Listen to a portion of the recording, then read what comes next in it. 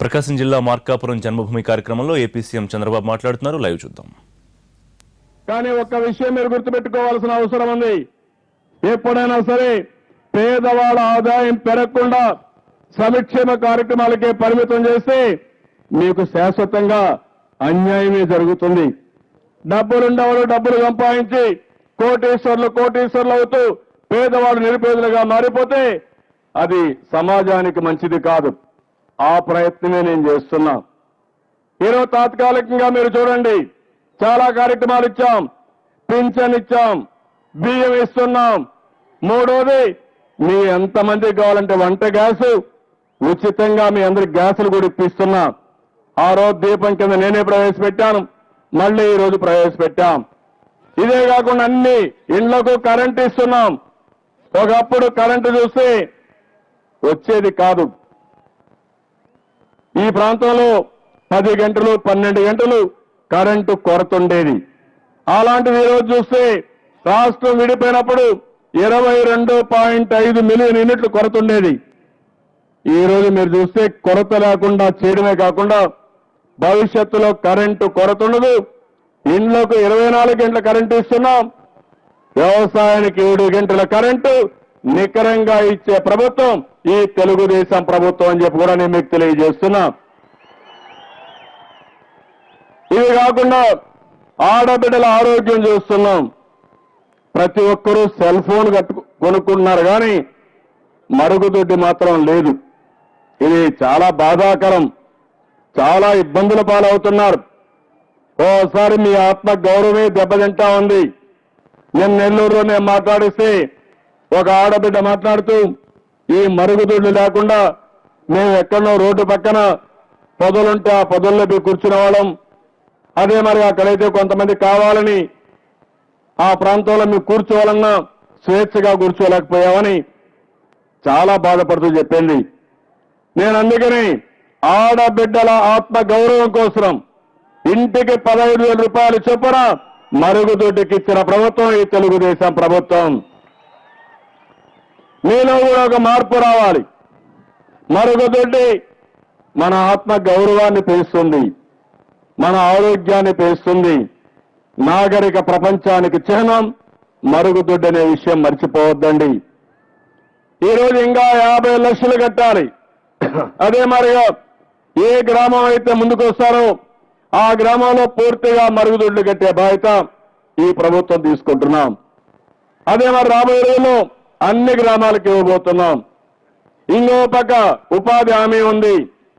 ఉపాధి హామీలో మీ అందరికీ మీరు చూస్తే ఇప్పటికే 150-160 రూపాయలు వస్తుంది. కొత్తగా సంక్రాంతి లోపలనే ఇంకా కూలి రేట్లు పెంచే పరిస్థితి తీసుకొస్తున్నాం. దానివల్ల కూడా మీకు కొంత వెసులుబాటు వస్తుంది. నేను ఎందుకు ఈ విషయాలు చెప్పానంటే, రూపాయి కేజీ బియ్యం, పింఛను, ఎస్సీ ఎస్టీలకు 50 యూనిట్ల కరెంటు ఉచితం, ఇంకో పక్క మరుగుదొడ్డి కట్టేయడం, ఇంకో పక్క గ్యాస్ ఇవ్వడం, కరెంట్ ఇవ్వడం, పని కల్పించడం, ఇన్ని కార్యక్రమాలు చేస్తున్నాం. మీ పిల్లల్ని చదివిస్తున్నాం.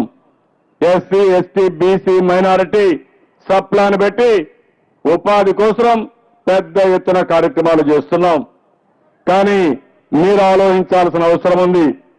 శాశ్వతంగా ఇట్లే ఉండిపోతారా, లేకపోతే మీరు కూడా డబ్బులు సంపాదించే మార్గం ఆలోచిస్తారనేది చాలా ముఖ్యమని చెప్పి కూడా నేను మీకు తెలియజేస్తున్నా. ఈ జిల్లా వనరులున్నాయి. మొత్తం భూమి చూస్తే 10 లక్షల హెక్టార్ల భూమి ఉంది. అంటే 25 లక్షల ఎకరాల భూమి ఉంది. ఏ జిల్లాలో లేనంత భూమి ఈ జిల్లాలో ఉంది. అయితే నీళ్లు లేవు కాబట్టి చాలా మంది ఆలోచించేది ఇది మా కర్మ అనుకునే పరిస్థితికి వస్తున్నారు. నేను అందుకని ఆలోచించాను. ఈ రోజు మీరు చూస్తే మొట్టమొదటిసారిగా చేయాల్సింది ఏవైతే కాలువలు ఉన్నాయో అవన్నీ పూర్తి చేస్తాం. వెలుగొండ పూర్తి చేసి దగ్గర 4-5 లక్షల ఎకరాలకి ఈ జిల్లాలో పక్క జిల్లాలో నీళ్లు వచ్చే అవకాశం వస్తుంది. అదే మరిగా ఈరోజు గుండ్లకమ్మ ప్రాజెక్టు పూర్తి చేశాం. నాగార్జున సాగర్ లెఫ్ట్ కానీ రైట్ కానీ కృష్ణా డెల్టా కానీ కొన్ని నీళ్లు ఇక్కడికి వస్తాయి. ఇంకో పక్క వర్షపాతం మీరు ఒకసారి ఆలోచిస్తే ఈ సంవత్సరం నీళ్లు ఎక్కువ వర్షం పడలేదు కానీ వర్షం కూడా మన రాష్ట్రంలో 940 మిల్లీమీటర్ల వర్షపాతం పడుతుంది. ఇజ్రాయెల్ దేశం ఉంది 400 మిల్లీమీటర్ల వర్షపాతం. ఆ దేశంలో సముద్రంలో ఉండే నీరుని ఉప్పు నీరుని ట్రీట్మెంట్ ఇచ్చి వ్యవసాయం చేసుకునే పరిస్థితిలో ఉన్నారు. మనకు ఆ బాధ లేదు. నేను అందుకనే ఒక పిలిపించాను. ఈ రోజు రాష్ట్రంలో వరద నీటిని భూగర్భ జలాలుగా మార్చుకోవాలి.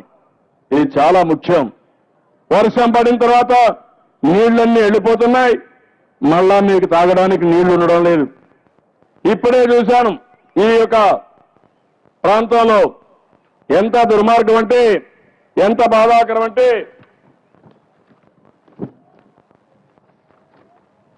మొత్తం కొన్ని మండలాల్లో 42 మీటర్ల వరకు నీళ్లున్నాయి. భూగర్భ జలాలు 42 మీటర్లు. 42 మీటర్ల నీళ్లుంటే ఆ నీళ్లు ఏ విధంగా ఉంటాయో మీరు ఆలోచించుకోవాలి. ఫ్లోరైడ్ ఉంటుంది. అదే మరి ఇప్పుడు మీరు చూస్తుంటే పార్లపాడులో 41.42 మీటర్లు, గిద్దలూరులో 37.72 మీటర్లు, బెస్తవారిపేటలో 30.90 మీటర్లు, రాచర్ల 30, కొమరోలు 30. ఇక్కడికి వచ్చినప్పుడు 22 మండలాల్లో దగ్గర 8 నుంచి 42 మీటర్లు లోతులో నీళ్లున్నాయి. ఆ నీళ్లు తాగితే భగవంతుడిని మిమ్మల్ని అందరినీ సకలాంగులుగా పుట్టించారు కానీ మీరు మాత్రం వికలాంగులుగా తయారవుతారు. 42 మీటర్లు నీళ్లు తాగితే మీ పళ్ళు ఊడిపోతాయి, కాళ్ళన్నీ వంకర తిరుగుతాయి, ఫ్లోరైడ్ వస్తుంది. అదే మరి అనేక ఆరోగ్య సమస్యలు వస్తాయి. అయితే ఈ ఊరు నేను చూశాను. 3500 ఎకరాల్లో పొలం ఉంది, విస్తీర్ణం ఉంది. కానీ ఈ ఊర్లో చూస్తే ఎక్కడ చూసినా నీళ్లు కూడా చాలా లోతున్నాయి. దగ్గర నా దగ్గర కరెక్ట్ గా డేటా లేదు కానీ 22 మీటర్లు 23 మీటర్లకు వెళ్ళిపోయింది. ఈ రోజు ఇంకో పక్క నేను ఎక్కడున్నా మీ ఊర్లో ఎంత వర్షపాతం పడిందో నేను కంప్యూటర్లో చూడగలుగుతాను రోజువారీగా. అదే మరి ఇంకో పక్క ఫిజియో మీటర్లు పెట్టాం. ఎవరు ఇవ్వాల్సిన పని లేదు. ఈ రోజు ఈ ఊర్లో ఎంత లోతులో నీళ్లు ఈ రోజు ఉందో నేను చూసే పరిస్థితి వస్తుంది. నేను అందుకని ఒక ఉద్యమ స్ఫూర్తితో ఒక కార్యక్రమం తీసుకున్నాను. అది వర్షపు నీరుని భూగర్భ జలాలుగా మార్చడం, 2 నదుల అనుసంధానం చేయడం, 3 ఉండే అన్ని కాలువలన్నీ కూడా పూర్తి చేయడం. ఇవన్నీ చేసి భవిష్యత్తులో వర్షాకాలం కంటే ముందు 8 మీటర్ల కంటే ఎక్కువ లోతు పోవడానికి వీలు లేదు.